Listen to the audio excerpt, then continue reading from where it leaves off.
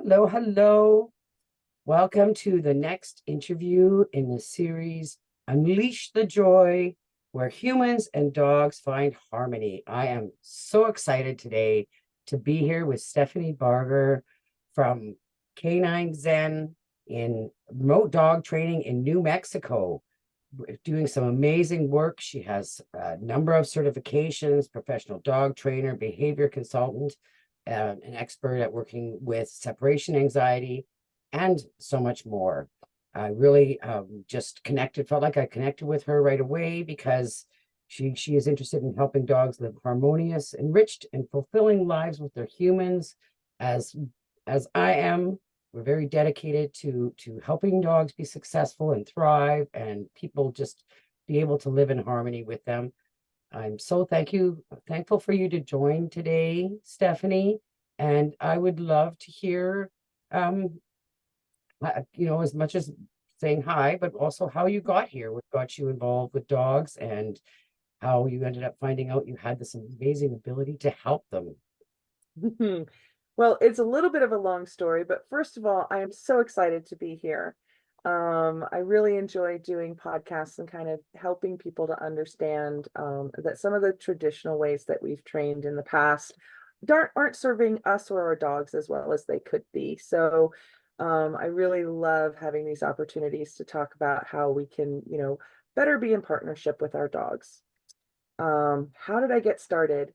I guess the simple answer is that my original kind of line of career was teaching humans. So I taught as an adjunct instructor for a number of years, and I learned a lot of ways to teach people. And as I'm sure you know, Jody, that's a lot of what we do as dog trainers is teach people because we're kind of that translator between the humans and the dogs and helping them to really understand the dog's perspective and how to communicate effectively with them, being able to understand what they are seeing in the environment and why they might not be as comfortable with it as we are. So I took a lot of that learning education and transferred it into dog training. I worked for a number of years with a local dog training organization that paired shelter dogs with veterans, disabled veterans, put them through a program, and we had a service dog team at the end.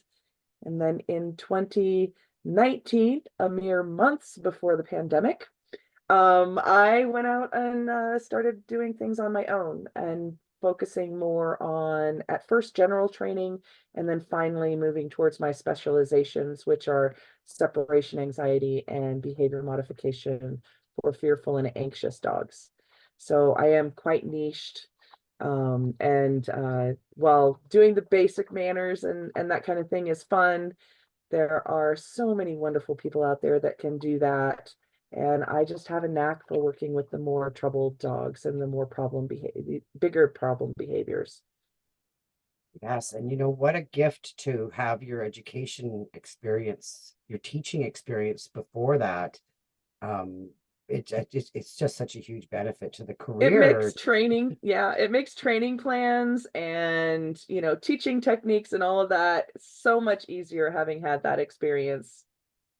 Yeah, yes, it sure would. My goodness, it's I love it. I find that people that come from the teaching profession are, yes, they're able to set things up much clearer, for the layperson. As a nurse, where I came from, and it was a different field, and it was definitely not the same type of structured education at all.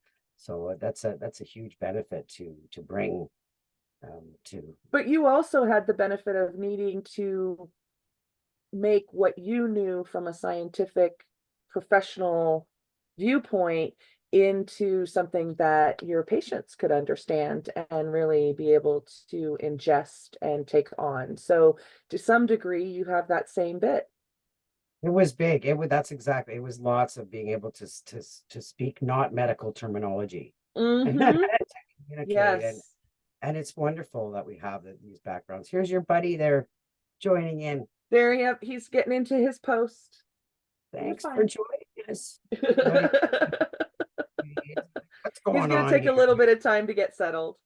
Um, there we go.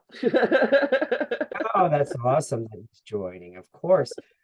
So I really, really wanted to focus on the word Zen because it is something that I feel connected to. I definitely think a lot of people probably don't really understand what it means, but that calmness and that Zen is huge. And I'd love to have you explain for our viewers, what it is and much more and how it really helps the dog and people.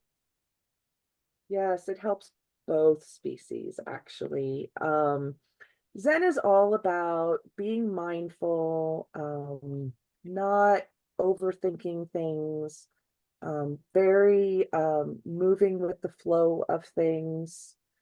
And a lot of times when we are working with our dogs, we have this preconceived notion of what the end result needs to look like. And when we're not making progress towards that, we don't recognize those subtle changes and those small changes that are actually getting us towards that end result. Also, we tend not to really be very mindful about our teaching. We understand the English language. That is not our dog's first language. We are teaching them what our words mean. And they need help figuring out what it is that we mean.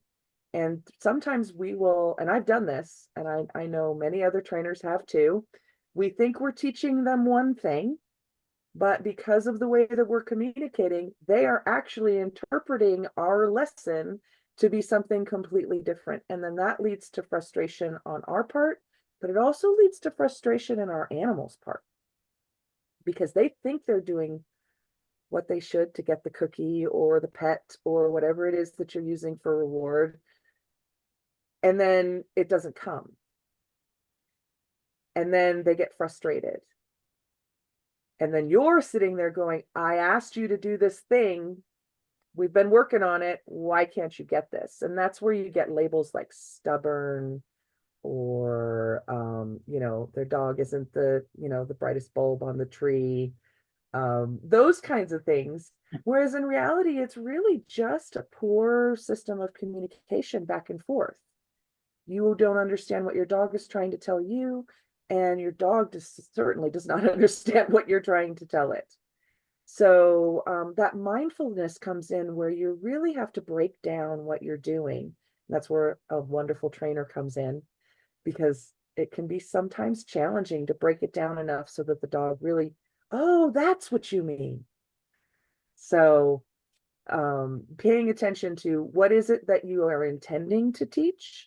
What is it that the methods that you're using are actually teaching? And then what do I need to do in order, if those two things are not matching up, what do I need to do to change things?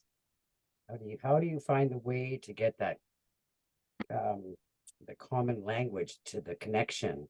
Yes, Very well that's a said. big part of it. And then And the other big element, which a lot of people do not really embrace, or they find it difficult to embrace, is that our dogs read us very, very well. If you can come home a little bit frustrated or a little bit anxious or a little bit angry because somebody cut you off right before you pulled into the driveway, and you bring that in, your dog knows that something's not right. If you aren't able to be calm and calm yourself down when you're working with your dog is not going to be able to be in that nice, calm learning state where, and don't get me wrong, dogs will learn things when they're excited or scared, or they will learn things, probably not what you want them to learn.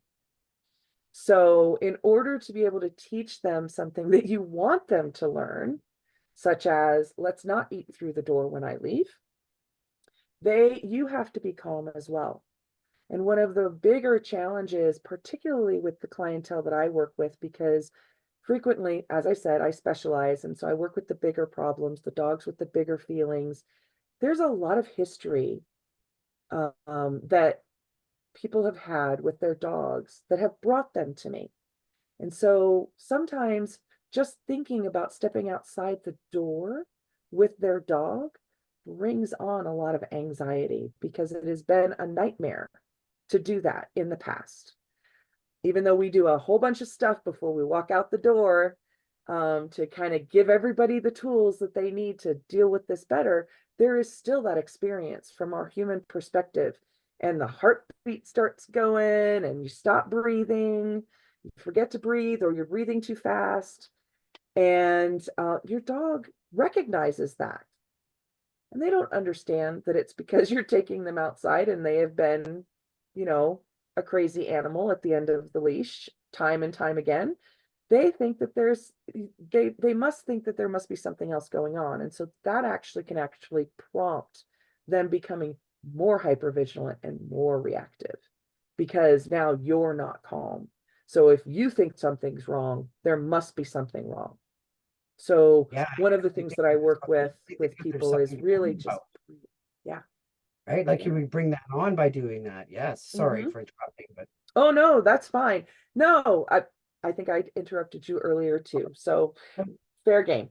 But you know, we don't realize how much influence we have over our dogs, and simply taking a pause, being mindful of how we're feeling, take a breath. There's lots of different breathing exercises out there. They work different ways for different people. Google it, and find one that works to help bring down your own anxiety or your own frustration. And then the other thing is, if you can't, it's not time to be doing training. That is a time for something else. You know, if you are really elevated yourself, maybe that's not the time to take your reactive dog on a walk. Maybe it's time to maybe do some scent games with your dog. And then you can practice things like sit and stay and release and all of those other things and not necessarily focus on the walk. yes, and that takes practice, like you say, right? Really, and it takes conscious effort Mm-hmm. to really be, Yes. mindset and I just love what it can do for a dog when you do. Mm-hmm. When you Mm-hmm. when you've got that calmness, they know it so well. Mm-hmm. And that's why when you take a dog's leash or when I take a dog's leash, I'm sure you've heard this before, they're always so good with you, Because you know? yes, and it is a skill. It is a skill for sure. Mm-hmm. It is an actual skill to be able to do that. Like you said, I can, going out the door and the dog, it's been a handful every time and it's ended in horrible experiences. Um, that's only frustrating for you and the dog. And what a difference it can make if you can find a way to try and put that past away for now. You don't have to put it away and just think, clear the mind, and I've even Mm-hmm. picture, right? I've heard that before, of picturing, right? Picture the Mm-hmm. nice walk, that kind of Yes. thing. It just can Yes. make such a difference for the relationship, and I love, and so especially since you work with that and really focus on that, because I mean it Mm-hmm. is definitely something I talk about. um it's got to be truly amazing when people realize it, Well, right? and Like it really. even working remotely when I am not taking a dog, I mean, taking a dog, because, the screen, um, I take time before I meet with a client and I make sure that I'm nice and, grounded and stable, and anything that might be spinning around in my head is put aside. That is not something that comes easily to many people. And I'm not saying it came easily to me either. Yeah, It me is too. definitely a skill that I actually prompted. And I've gotten very good at noticing those small signals in people that tell me, no, they're not grounded. They're struggling right now. And pointing out, okay, so I'm noticing that your breathing is picking up, or you've stopped breathing. I cannot tell you how many clients I have that just stop breathing. They just stop. And I'm like, okay, you need to breathe. At least get the oxygen in there. I'm not talking about a breath exercise. I'm talking about getting oxygen in your body. And that's how challenging dogs are, especially when we're dealing with an animal that can be potentially dangerous and harmful, and the worry, just knowing that if only even just one bite can change the whole life for the dog and your relationship, everything.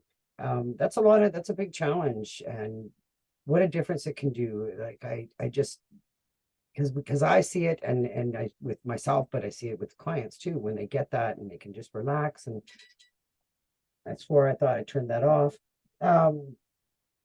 It makes such a big difference to be able to do that. And then and dogs actually like will look at you, right? They'll be like, oh, something's different here, right? Just kind of Yes. relax, and you can even see them catch it and get that. Exactly. It's And contagious. you can even do exercises where you're doing mirroring breathing with your dog, where, if you sit with your dog, you're cuddling with your pup, and you concentrate on your breathing, you will notice that they will start to breathe with you.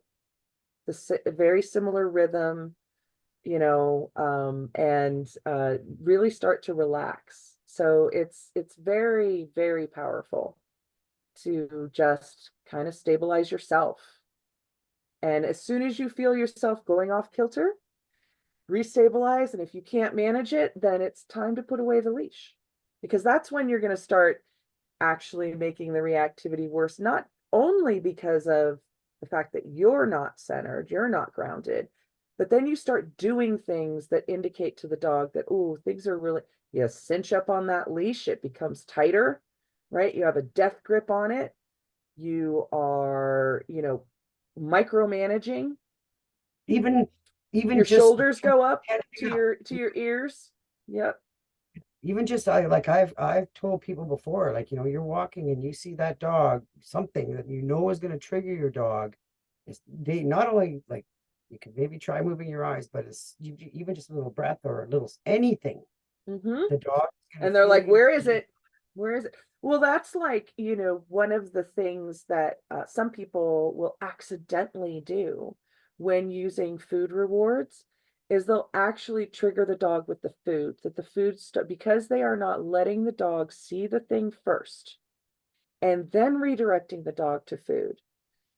It still changes the dog's brain, but it means that, hey, when mom or dad are offering food, there's something scary nearby. So then it becomes the cue that something scary is happening, instead of, hey, there's that dog over there, you see it, great, come look at me now. So Yeah, even something like our timing can really affect how we're communicating, what we're communicating with our dog, right? The intention is scary dog over there means great things over here, but that's not, if you don't have that timing right, that's not necessarily what you're conveying to them. You're conveying to them good things come from here, that means something bad is happening out there. yeah, yeah, you know what, and it's just so true how we can do, because they're so in tune, like you Mm-hmm. say, to the order. Mm-hmm. I Oh, they love it's patterns. Yeah, the patterns and routines are the big thing that really can help them. And like you said, being aware of it, because there was a lot of I guess I would say old school training that would do exactly that, right? You would just Mm-hmm. train, turn away, have some treats, turn away, have some treats, but they're not dealing with the reality of life and what really is there. And can Mm-hmm. you imagine how confusing that must be for dogs? I say it's like it's the TV in the room. It's so obvious, it's there. You can't convince me to ignore it. Mm-hmm. That's not going to help me deal with it. And it's, yeah, the timing is so important. I like that, the way you said that. That was really Well, and good, I think actually. what you pointed out was really important. It does not teach them to get more comfortable with the thing that is causing them anxiety or fear, Yeah, you're because trying to it get them to doesn't give just them the ignore it. opportunity to actually see it. Nothing bad happens. In fact, something good happens after you see it. So those can actually become environmental cues. I see a dog, I check in with my person. Yeah. I see a car, I check in with my person. You don't even, you can drop that whole focus thing. And So it works, and it really, really works. And the bond that grows from that too, right? The yes, check-ins yes. and that, it's so exciting when you see it happening. And yeah, we just And get the to get the smile on people's faces that they get when their dogs first start checking in with them, that's amazing. That's it's like, awesome. And when you see yes. the dog do the shake off of the stress, oh, it's okay, go, don't worry. And you'll even see them look again at the thing and then look back at mom, hope maybe I get another treat. Mm-hmm. Yes, But yes. it's so relationship building and strengthening, and it's so much giving them safety and Mm-hmm. security in the world, Yes, because yes. they're not meant for our world. For the downtown somewhere, and cars and people and 20 different dogs doing all different things. And yeah, it's just helps Yes. to ground them. Yes. And doing something like that where they're checking in with you, that because they aren't equipped, right? If they are barking like crazy, incessant barking whenever somebody comes to the door, well, the reinforcement is the person leaves, right? Mailman comes up, drops the package, leaves. They don't know that that's what they were going to do anyway, Yeah. No, they right? They don't. And so they learn that, ooh, I see what I did? You see this stuff on Instagram all the time. right. I scared away 455 burglars today and mom doesn't care. Um, so they understand it very differently, as opposed to teaching them, hey, when you see something you're not certain about, check in with me.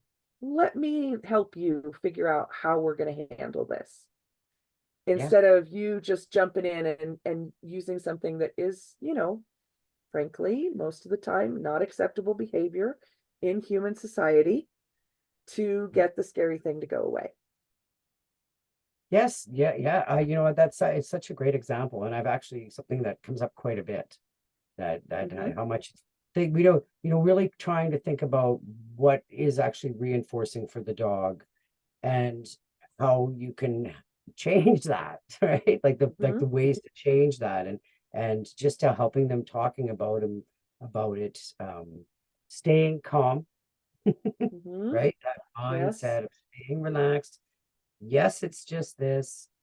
Okay, and let's go this way, like just talk about it for a second, and then redirect to whether even a toy. I'm all for toys if they work. Mm-hmm. Mm-hmm.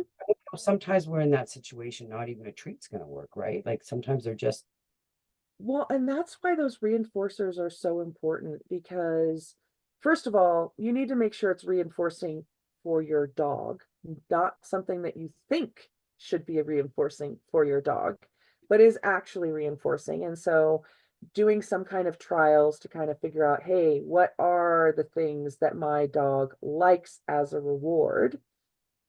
But also, once you've established that, if they aren't interested in the reward, then there's too much going on. It's time to get out and it's time to reset. Because if you're giving them one of their favorite treats, or you want to play with one of their favorite toys, and they're like, no, no, no, no, there's this thing. This thing is a problem. That gives you some really good information. Instead of continuing on, let's back it up a bit. Let's make this easier so that then they can take the food, or they can play with the toy, because both food and play those are not, in fight, flight, or freeze, those are not options. Okay. No. The digestive system shuts down so that you Yeah. have all of the resources to do what you need to do in that situation. And certainly play is not something that you're going to be doing. So neither one of those things are going to work in a situation that is too overwhelming for the dog. Either that, or they're one of those dogs that'll whip their head around really quick, take half your fingers along with the food and right back at it. So they're not really even, I mean, they're taking it, but it's not a Yeah. reward. Yeah, it just was and that's actually, Mm-hmm. for sure when people can get bit, right? It's Mm-hmm. as we know. I know, so since we're kind of on that topic, and it is definitely something I try and spend time with many clients, because I really do enjoy the challenging ones. As you Mm-hmm. say, I really do like, finding the way that I can help a dog and that is really struggling in the world. And I like to find, and I want to see, because maybe now this wasn't one of my questions, but maybe you have a different way of explaining it, because for sure, I need to hear things 3 times sometimes before I get it. It's happened to me before. But I always try and tell people or explain, okay, so there's something, a person over there that's going to trigger your dog. Learning the space, the distance that you need to work before the dog is triggered, and that's where you want to start, back there, right? Mm-hmm. If that makes sense. Like, how would you Yes. explain that? Because I think that's a really, really important thing that can change the whole world for the dog and your relationship, Yes. right? Yes. Is understanding that. Yes. Understanding where your dog's boundaries are, what triggers your dog, and working at a distance that they're not being triggered, working at a duration that they're not being triggered, working at those 3Ds, right? Distance, duration, distraction. But keeping it so that they are still able to process. Okay. And they're They able still, to, because they know it's there, mm-hmm, but yes, it's enough difference that they're not feeling that fight, fight, fight, fight, fight, fight, freeze, fight, flight, fight. freeze. Yep. Yeah, so they're not at that level yet, but they're Mm-hmm. still processing. Yeah. Yeah. There's also fawn and fidget, but yeah. Well, even the freeze, I really get a interesting. I was working with a dog today. I went for a walk with the lady, and it just you think about all these things, and just when a dog stops and they're looking at something, that's an opportunity to help them process it, Mm-hmm. right? Like whatever it is, and because many people I see will just like, come on, let's go. And I'm like, and I recognizing that there's something going on there. It may seem like nothing. And I get that people get worried their dog is going to react, like this is going to be the trigger. But one of the keys is to helping them to process it at those moments, right? Like that's kind of an opportunity. Yes. It can be that the challenge is they're not wrong, that if you let them stare for too long, then there might be an explosion.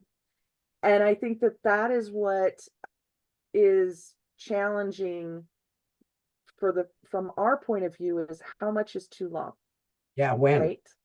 And when Yeah, I'm helping clients, I'm giving them specific to their dog.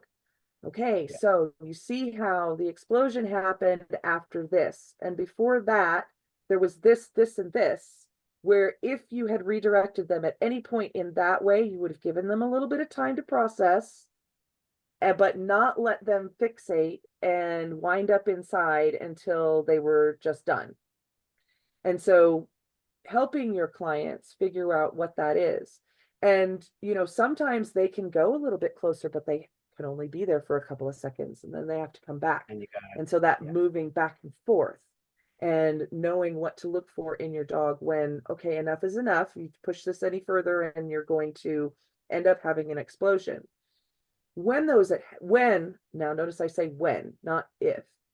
When those mistimings happen, and you do let the dog look for too long and that explosion happens, you don't want them to get down on themselves. You are not perfect. Your dog is not perfect. Life is not perfect. And look at it as a learning experience. Because you know what? Maybe yesterday 20 feet was fine. And for whatever reason, today it needs to be 50. And you're going along saying, oh, we've done so well. We're now at 20 feet and you're working at 20 feet. Well, today, Fluffy can't do 20 feet. So what are you going to do? Well, let's not keep it at 20 feet. Let's move it further back, because that repetition of having it not turn into a reactivity thing means that you are not going to, you're not reinforcing that behavior. Behavior happens because it works. Like I Yes. was saying yeah, it works. They have figured out that in order, if I do this, this is going to happen. If I bark, the mailman's going to go away. If I snap at somebody, they're not going to reach for my head. Yeah. Yes. It's So, or very, they're not going to touch my sore hip yeah. because I have hip dysplasia, you know? So they learn that. And if you're not paying attention to the earlier things, like licking of lips, yawning, moving away, those shake offs, that kind of thing, then why would they do those if you're not listening? And you do listen when they snap at the air. Yeah. It, you know, and just learning their body language, like learning, like you say, learning your dog, learning the dog in front of you, how they're reacting, and just the tiniest little signals Mm-hmm. are huge body language to huge communication. Mm-hmm. Um, but Exactly. it's that's a very interesting like topic. I mean, it's very common Mm-hmm. because when Yes. that's I'm sure that's one of the things that I spend the most time with. A lot of people have something that is setting off the dog. And then you get things like the age when they're young. And Mm-hmm. they're saying, oh, how that nothing, they weren't scared of this yesterday, and today they're super reacting to it. And like you're like, well, what? Yeah, that's been there for, we've gone by this 100 times already. Why today, that it has this changed. And it's, we get to be patient with them and understand that they're growing and they're learning. And there's Mm-hmm. all sorts of genetics kicking in at all different times. Mm-hmm. It's very Yes. interesting, and it creates these little challenges, but the more connection and you learn ahead of time to read your dog and to help them, and Yes. maintaining Zen, maintaining Maintain calm. Zen. Yes. It's Yes. much easier said than done. I Oh, fully yes. understand that. And as you mentioned, when they have so much in their background, if depending what they've gone through already, um, and I don't know about you, but often by the time people come to me, especially the ones who do have difficulties, they've kind of got this thing in their head, like maybe it's not going to work Mm. and that they're going to have to give away, or And they worse. love their pets. But this is not sustainable. We can't keep doing this. And people have to make hard decisions, whether that's rehoming or behavioral euthanasia. Yeah, You have to be looking at the entire picture. And behavioral euthanasia is such a hard, there is so much controversy around it. I feel horrible for people who get backlash from making that decision. I have not met one person who has followed through with behavioral euthanasia that has not struggled with it for a long time before they finally make that decision. yeah, Because they are just now at a point where they have tried medications, they've checked their dogs out for health, they have tried behavior modification in various different, you know, ways, right? Different types and that type of thing. And they have small kids in the home and they have a dangerous dog, safety is you know? always, safety is so important. And yeah, it's a truly I have definitely been a part of that decision, especially much more when I was with rescue. Mm-hmm. And there was some dogs that had been like 2 years in this rescue home. It was a house with dogs, and 2 years to make that decision.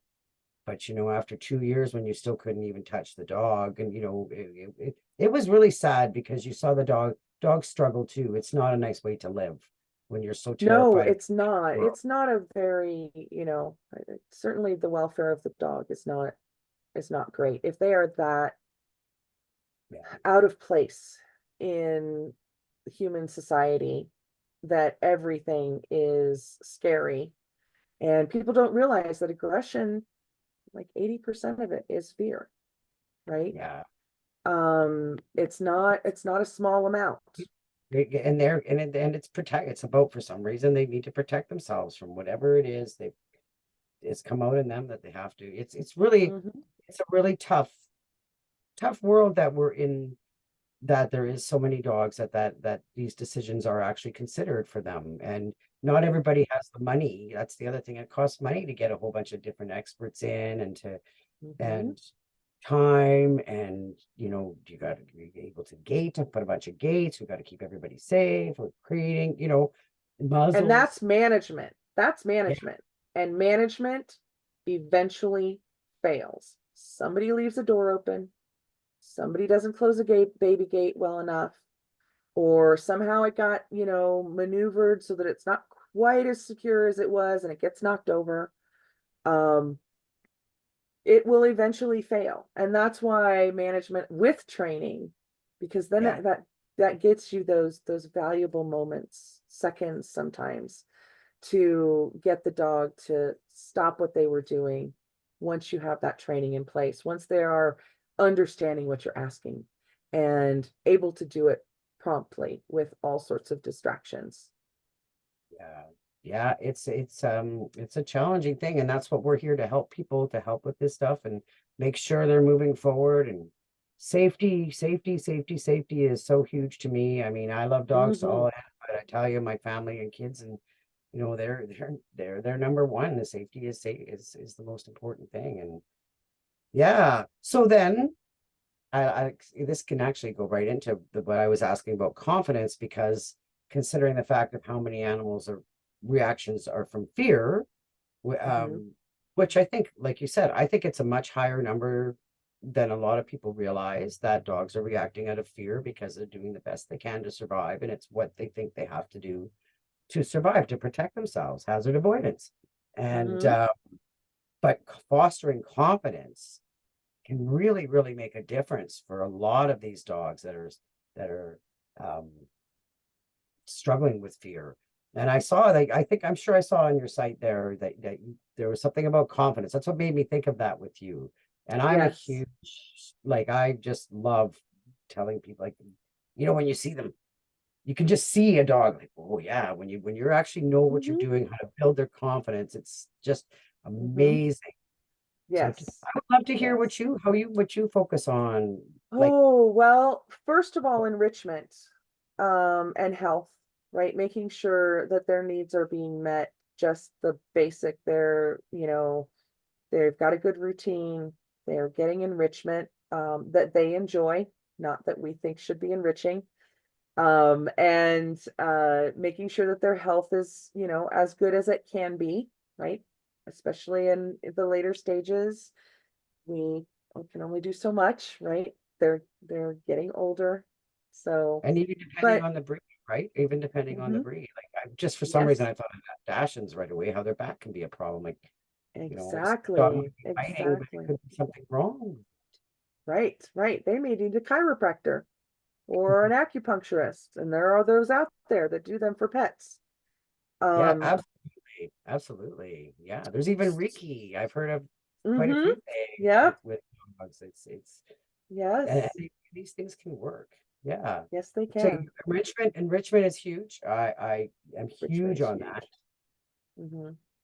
I very rarely feed out of a bowl. That in and of itself can be enriching. Um, I use a snuffle mat or a puzzle bowl or scatters or a lick mat. something to kind of help, because that licking and that scavenging, that smelling, that actually helps to calm dogs down, as does chewing. So making sure that they have good things, even if they're not a chewer, make sure that they're getting time to chew on a regular basis on things that they're legally allowed to chew and not your remote control. Yes. Um, Immediately. yes. Yes. Well, and Uh, lots of good endorphins released just with chewing alone, right? mm-hmm. But Yes. sniffing too, I'm just Mm-hmm. huge on. I did it today. I Me didn't have too. much time with my dogs, and well, the breakfast is snuffle mats, always. Mm-hmm. They all four get snuffle mats in the morning. And I'll just say, yeah, since we're on, and I love saying this, my oldest one, you kind of like, is she bored by this stuff? Does she want to do it? But if you actually put a bowl of food and you put the snuffle mat out, she'll go for the snuffle mat every time. It's Yeah. just the exact same product, just because of that foraging, it feels that too. But I also today did it just a scatter search in the yard because I knew I was busy. So I gave them an extra 20 minutes of, doing that. And it's just, it's really satisfying to them, you Mm-hmm. know, and, and, Yes. and so what else for confidence? Because I know, So I, when I say confidence, I'm also thinking resiliency, right? So confidence isn't like bully. You know, confidence is, I may get startled by something in my environment, but I know that my person is not going to put me in an unsafe position. And so I'm able to recover from that startle much more easily and just go on my way. And so some of that enrichment helps, right? You can actually set up um, puzzle games so that things move intentionally. So if you have a very fearful dog, setting up things so that they actually have to move things in order to get the items, that builds confidence because then they can manipulate their environment, right? Giving them choices when you can. We can't always, right? But there's a big difference between having my dog get into the car for a vet visit because I have to be there at a certain time, and having my dog get into the car because I would like to take them on an errand with me. yeah, The yeah, first one, you can't give them a choice. No, you need to get into the car. But the second one, if they don't want to go for a car ride, don't force them to get into the car. No, I don't want to do that. Okay, well, you can stay home. That's fine. You know, choices are um, huge. I don't think animals have nearly enough choices.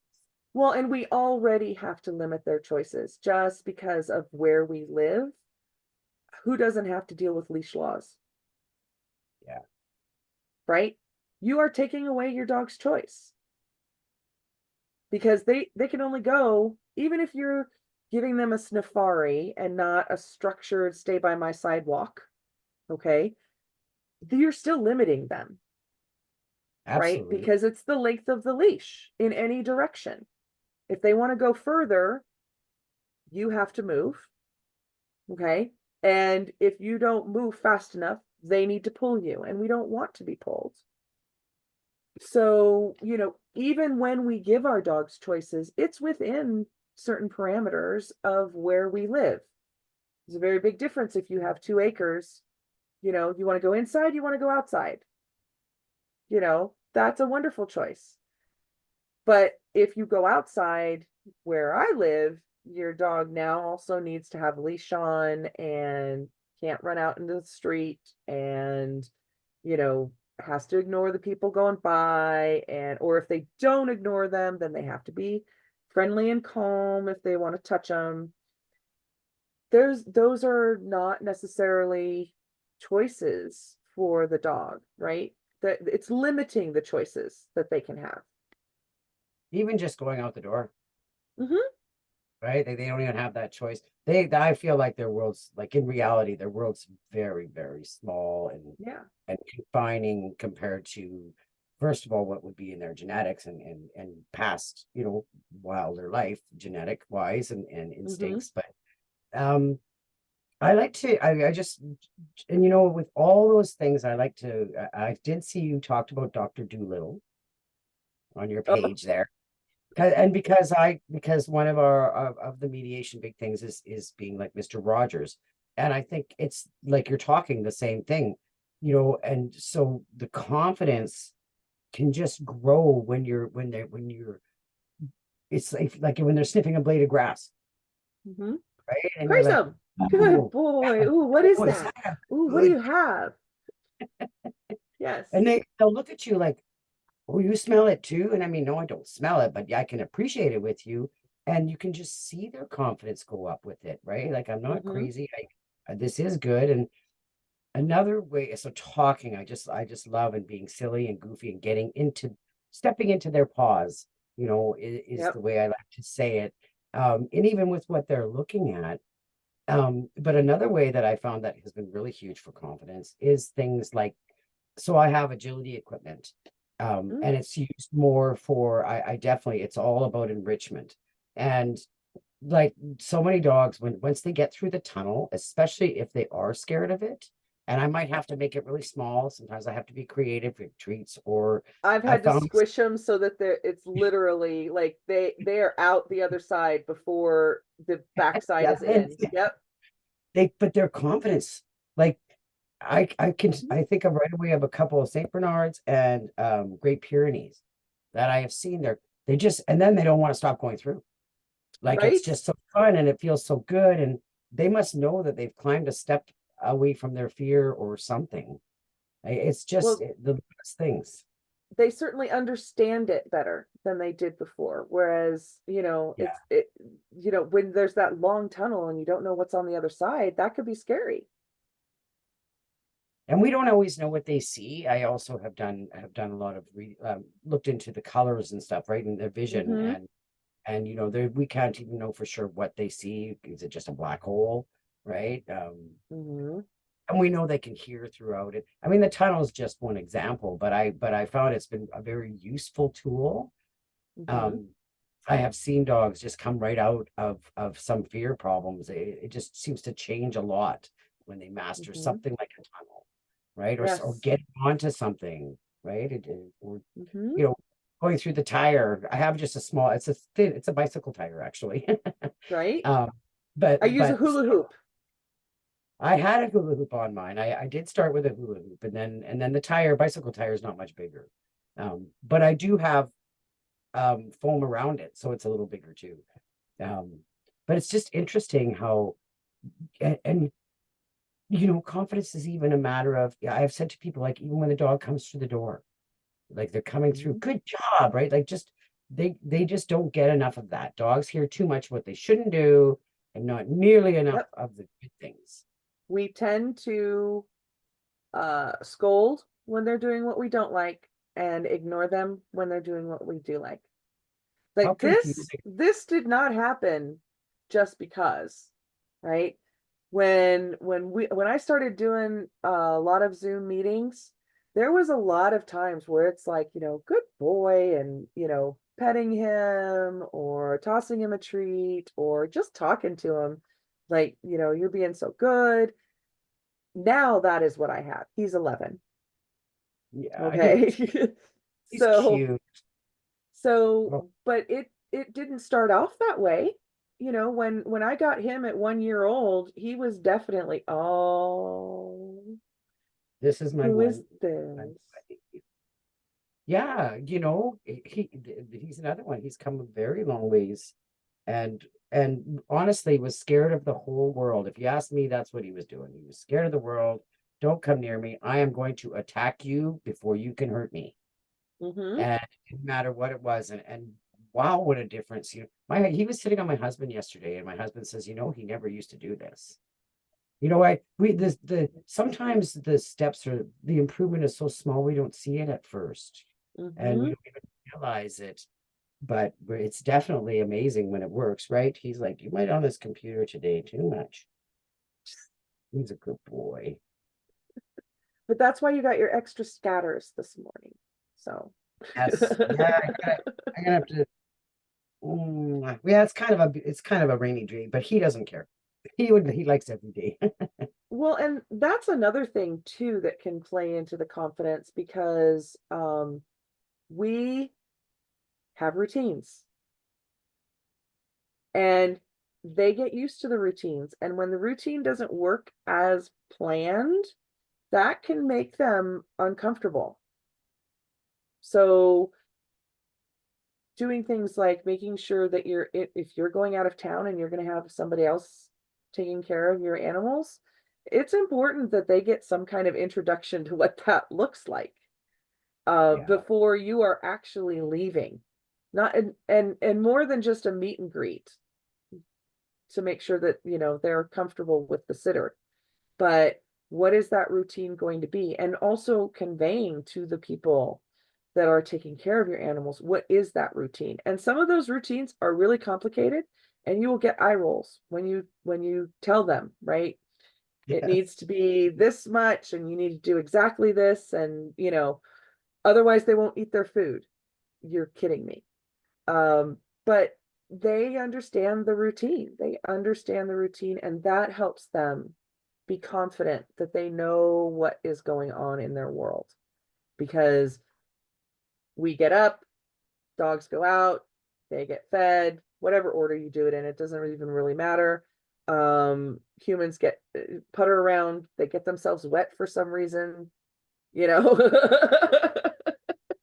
Hey, washing all those smells off. I I put them know. just right. Um, and then they leave for a while, but when they come back, X, Y, and Z happens. Well, what happens if you're working late that night and so X, Y, and Z doesn't happen until later? Some dogs are very time sensitive when it comes to that kind of thing.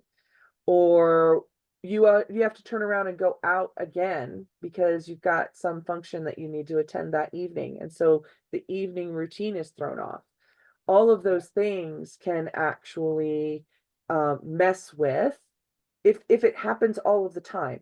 If you are putting in that routine and that rhythm and building that confidence, then you're developing that resiliency that says, oh, well, most of the time this happens, but it is not the end of the world if it does not, if things are switched up. Like you were saying, you did a scatter with your dogs instead of something else because you knew you were going to have a full day and you weren't going to be able to give them as much time, or Yeah. their routine was going to be changed in some way. And so you compensated for that.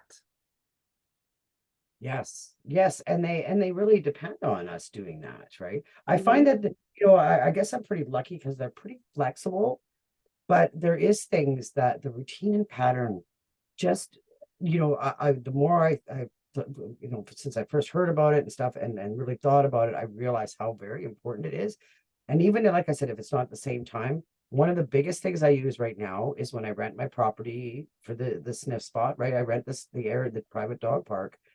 And of course that's not the same times, right? Like Mm-hmm. it's variety and it's kind of sporadic here and there. We like at this point it's the weather, it's all sorts of things, but they know that when I come in and I close the doors and everything, and especially when I put a blanket over the one window and I close those blinds, like it's really interesting how well they know, and they will just go find a bed and lay down.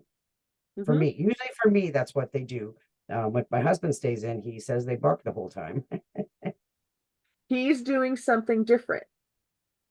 So what I would suggest is video your process for him so he can actually see it and see Yeah, if he can he replicate struggles. He replicate it. definitely struggles. Like even entering the door, I can come in and yes, of course they're barking. That's before I get in the door.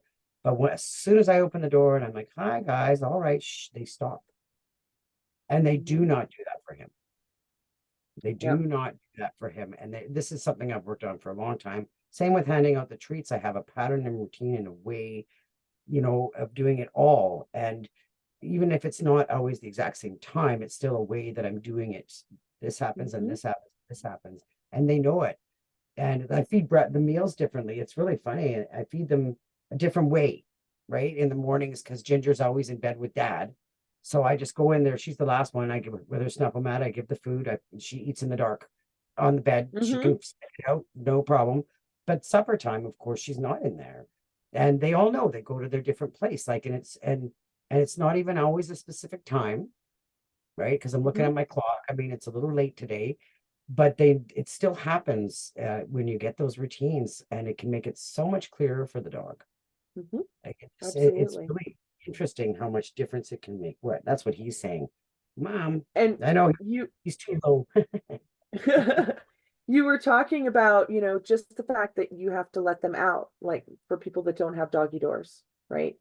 Um, that they you need to be able to let them out. And so giving them some way of letting you know that they would like to go outside, and also remembering from our perspective that, needing to go outside is not just about going to the bathroom. It may be they need to go outside and smell some smells.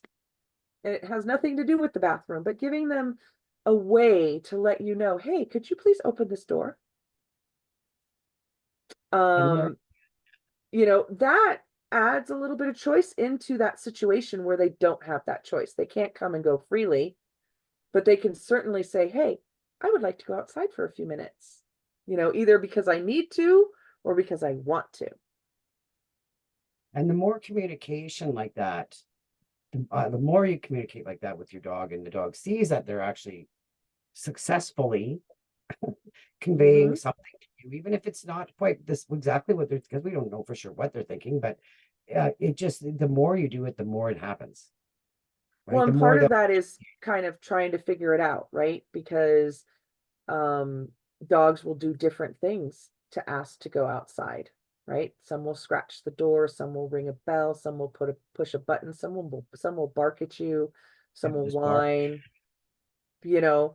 They'll start But sniffing around, right? Like a lot of dogs will just start sniffing, and they'll be like, "Oh yeah, you want to go outside? Okay." Right? mhm, It's paying yes, attention and learning about the dog in front of you. And yeah, the bells.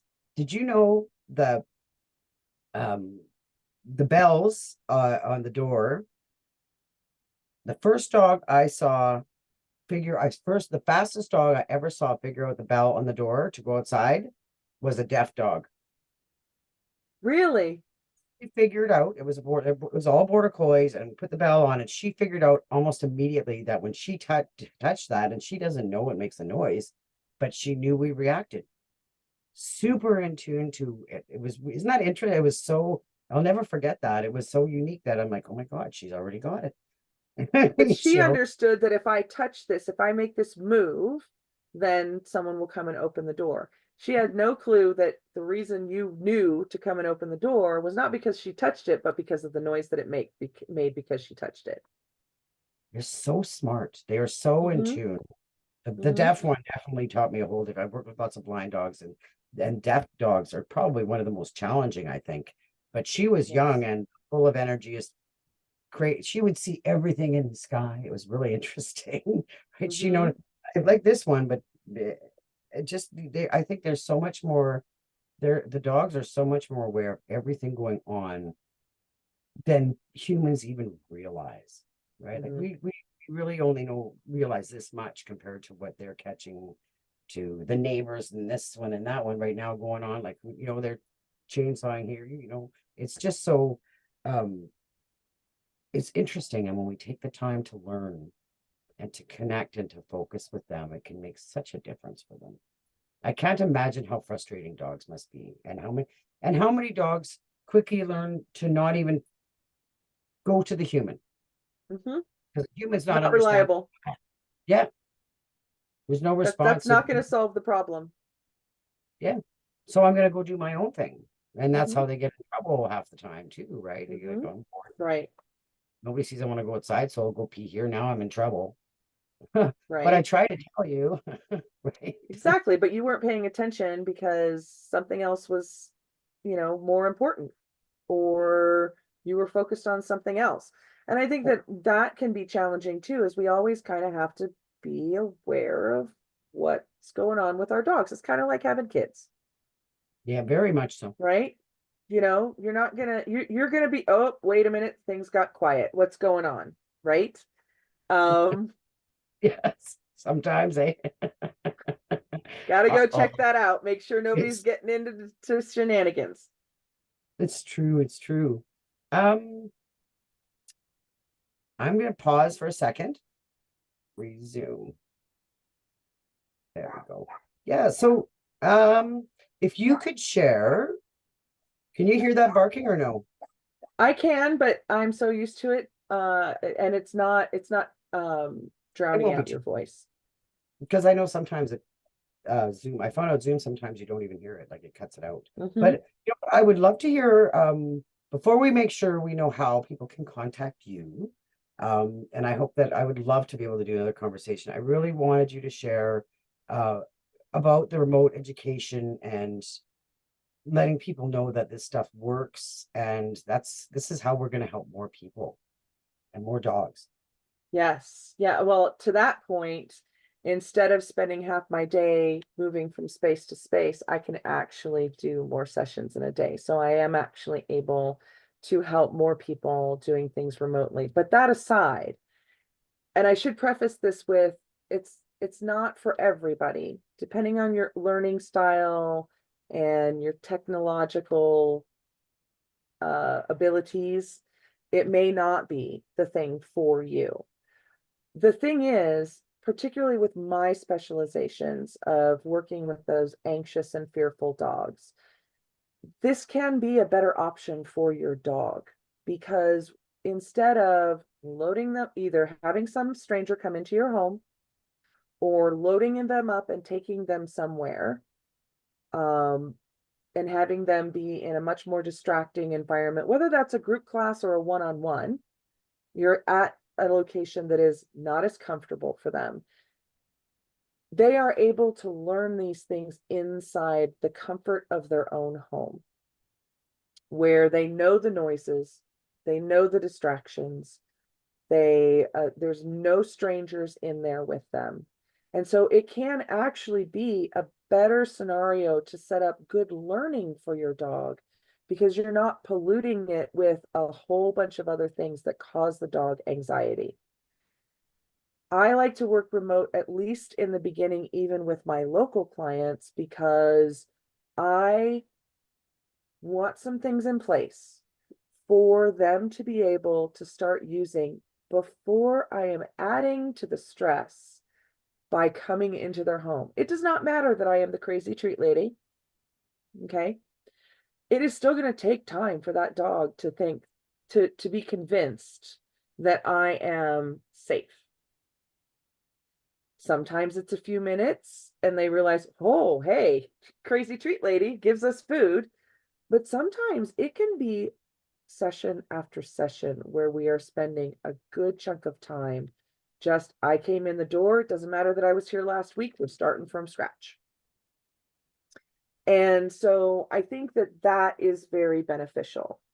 The other thing is that with a lot of, and I have very few things that are on demand at the moment, but I'm planning on expanding that here it's one of my things for 2024, 2025. But the on-demand stuff lets you work at your own pace. So if you're in a class and they're doing X, Y, and Z, and now we've finished with X, we're moving on to Z, but your dog isn't ready to move on to Z, what are you going to do? And so those courses where you can put pause and then Yeah. work on the thing and then come back to it can be very beneficial. And that's one type of remote training. I actually do remote training in a way that is much more in keeping with regular weekly appointments. I meet with my clients weekly. We assess where they are. We add new skills. We review old skills. And then I use technology in between to actually do things like video review. And that's where the technologically, I mean, you don't have to be like crazy technological to do what I ask people to do for training, but you do need to know how to go into an app and hit record Yeah. and hit stop. And we still have people in the world today that are not comfortable doing that. Yeah, absolutely. And you do need to know how to put notes into a Google Sheet and use a drop-down menu. Okay. So because I provide exercises throughout the week, step-by-step exercises. So rather than say, okay, pardon me, what I would like you to do is we've gone over these different levels of criteria for this particular skill. I want you to mix it up, and I don't want you to go over what your dog is comfortable with. I say, nope, do this one, then do this one, then do this one, then do this one.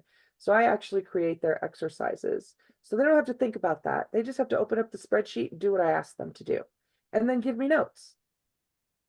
They have to push record on their phone, and I use an app called Marco Polo, and it automatically sends it. They don't have to figure out how to download it from their phone, email it, upload it to a Dropbox or anything. It works almost, it's like a video walkie-talkie. It automatically, as soon as you hit stop, it sends it to me. That's interesting. Yeah, I've never heard of that one. There's so many apps out there. Wow. Yes. That sounds So very ideal for people who, because yeah, once you hit stop, now now what do I do with it?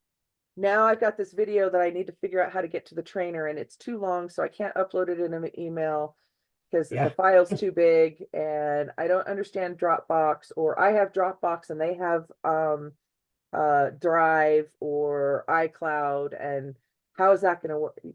You just kind of cut through all of So that. So you found some great ways, yes, to cut through that yes. stuff. And I think that when you are doing remote, I think that extra stuff that your trainer can give you in between your appointments is really, really important. One of the benefits of that is I can change things if it's not working, Yes. right? Because I have a video, I have notes on how they're doing with the steps. Ooh, they're really struggling with this. We need to drop the criteria, or, oh my gosh, they are getting this so quickly. Let's up that criteria and move them faster. And so there's that. There's the fact that I find that my clients are less frustrated, the ones that can work the technology. Where the frustration comes in is the ones that struggle with the technology, or their learning style isn't conducive for it. So there are people out there that do find it frustrating. However, most of the time that frustration can be dealt with very quickly. Okay. As far as, if it's not a technological thing and it's not a learning style thing, any frustrations that come about can be dealt with very quickly because that communication is there.